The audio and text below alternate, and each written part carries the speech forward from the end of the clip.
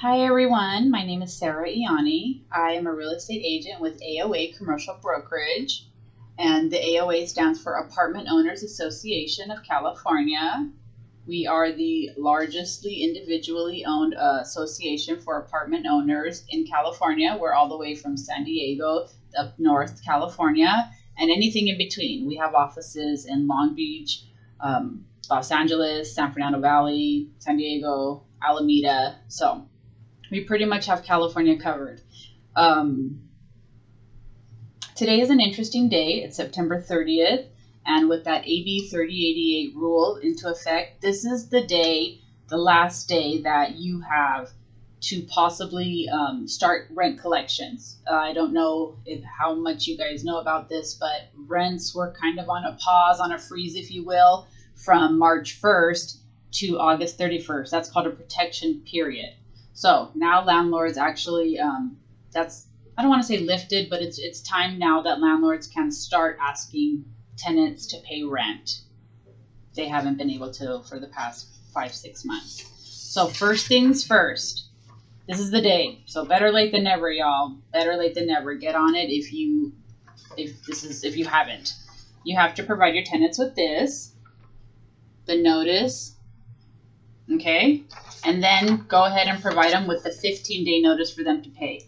This gives them the option to start paying 25% of their rent. That's what California is saying is due. Hey, better 25% than 0%, I suppose, at this point.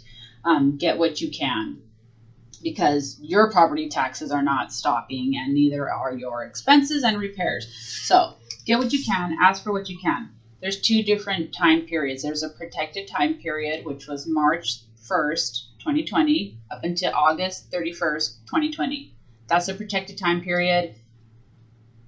It's confusing. The second time period is a transitional time period. That's from September 1st all the way to January 31st, 2021. That's called the transitional time period. What they're transitioning into, we don't know yet, but we do know that it's two different time periods, so you have to act on this two different ways. It's very confusing.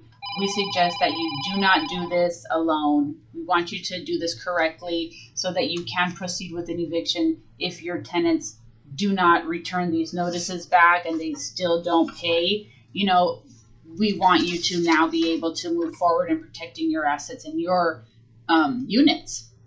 So I would suggest contact an association, contact an attorney if you have one, an eviction attorney, and they will walk you through everything. They will let you know what needs to be posted, what you need to do for your proof of service.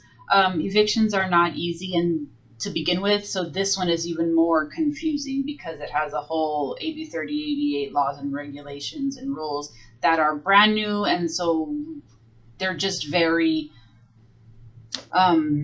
it's a troublesome to understand. So we do want you guys to be the best at what you're doing. So go ahead and contact us here at AOA. We have advisors answering questions all day long up until 5 p.m. Pacific Standard Time. So go ahead and contact us. You could just Google Apartment Owners Association, find them, no problem. It is a member service, so the membership is super affordable. And if you have properties and if you're a manager, no question about it, you need to belong to some kind of an association, because there's no way you can Google your way through this.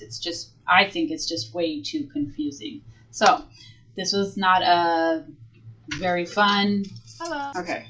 So like I said, this was not a fun video. This is the AB 3088 video. And if you are a landlord, this was not a fun video. If you're a tenant, it should be a fun video. You only have to pay possibly 25% of your rent. So who wouldn't want a 75% discount? I love a deal. Anyways, it's totally being sarcastic with that. I think that this whole thing is just crazy, and owning properties in California, especially Los Angeles, is just there's so many rules and regulations that it doesn't even make sense to me sometimes. So that's it for this one. Wrapping it up. If you have any questions, please comment below. Let me know. I'm here to help. We're going to go with another series. I'm always going to talk about rent control, but next I'm going to touch a little bit on 1031 tax exchanges. We're going to talk about that on Tuesdays, just kind of switching it up. And just a friendly reminder to go ahead and vote no on Prop 21.